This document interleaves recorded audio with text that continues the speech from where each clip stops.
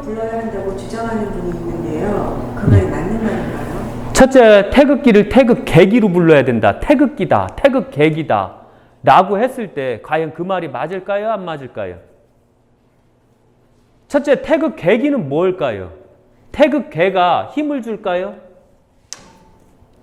왜 태극기라고 했을까요? 생각 안 해보셨죠? 태극기는 양과 음으로 합심해서 만들면 내가 얻고자 하는 것을 다 얻을 수 있다. 이걸 의미해요. 태극기는. 그런데 태극계기를 한다면 태극계기도 움직여야 될 거 아니에요. 그러면은 매년마다 태극계도 바뀌어야 돼요. 8개로. 예를 들면 여기에 있는 태극계를 처럼 계속 순환적으로 바뀌어야 돼요. 그런데 왜 이 태극기를 갖다가 태극계라고 했을까요? 64개를 알면 제대로 알아야 돼요. 8개를 알면 제대로 알아야 되고 태극에 대해서 알려면 제대로 알아야 돼요. 태극계기는 같이 태극기하고 마찬가지로 하얀 세상, 내가 쓸 수 있는 세상, 이 하얀 세상은 내가 쓸 수 있는 세상이에요. 이 하얀 세상을 내가 원하는 대로 적고자 하는 세상. 내가 꿈이 이런 꿈을 갖고 있으면 이 하얀 바탕에 내 꿈을 적을 수 있는 세상. 내가 꿈이 있으면 여기다가 내 꿈을 적는 세상. 이 하얀 바탕은 바로 하얀 세상을 말하는 거예요. 양적인 세상을 말하는 거예요. 여기서 음적인 세상이 아니에요. 그런데 여기서 보면 하얀색이 많을까요? 검은색이 많을까요?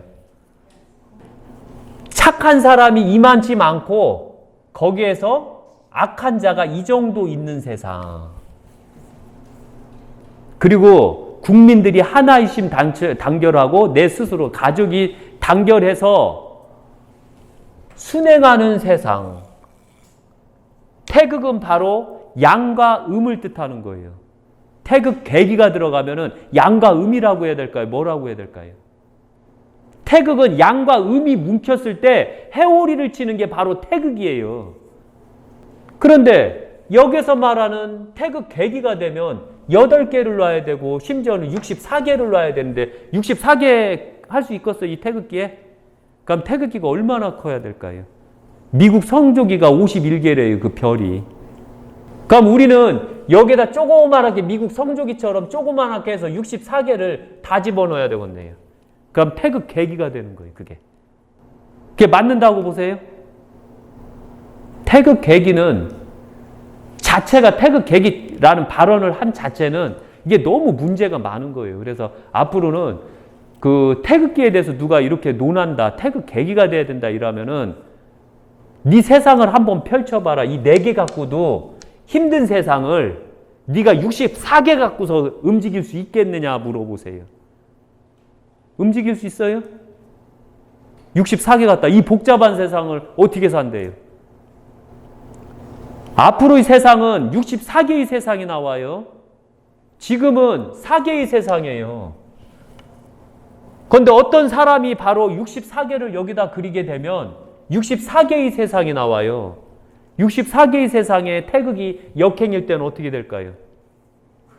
그때 어떤 일이 벌어지는 줄 아세요? 64개의 세상이 들어올 때. 엄청 복잡할 것 같아요. 엄청 복잡해요. 서울에 가보셨죠? 그럼 저기 그 지리산 골짜기 가보셨죠? 지리산 골짜기에서 차 몇 대가 있나요? 서울에 차가 몇 대가 있나요? 지리산 딱 가니까 공기를 숨을 딱 마셨어요. 시원하죠, 가슴속이. 서울에서 숨을 쫙 마셔봐요. 가슴속이 시원할까요? 64개가 있다는 것은 그 정도로 복잡한 세상이라는 뜻이에요. 그러면은 태극계기라고 하는 것은 바로 64개의 세상을 말하는 거예요. 이런 거는 들어오면 안 돼요. 우리가 잘 먹고 잘 살려고 하는 것은 이 개를 줄이는 거예요. 딱 4개면 족한 거예요. 만약에 8개다. 이런 식으로 8개다. 개가. 이런 식으로 8개다 라고 했을 때는 세상이 더 복잡해지는 거예요. 이 태극기 맨 처음에 이 태극기 나왔을 때, 고종 태극기가 나왔을 때 우리가 어땠나요? 고종이 이 태극기를 만들었던 그 시대가 어땠나요? 우리가 이렇게 편안했나요? 가난하지만 이때 보면 러시아, 중국, 일본, 미국이 우리를 잡아먹으려고 그랬죠. 우리를 잡아먹으려고 했던 시대예요. 이때 얼마나 복잡했겠어요.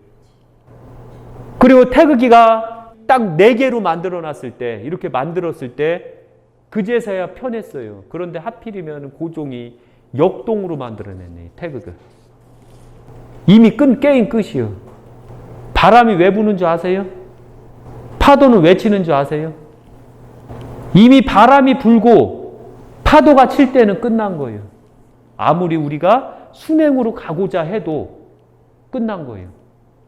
이미 바람이 불어올 때, 파도가 칠 때, 역동일 때는 어떻게 될까요? 그 파도하고 바람은 더 세차겠죠.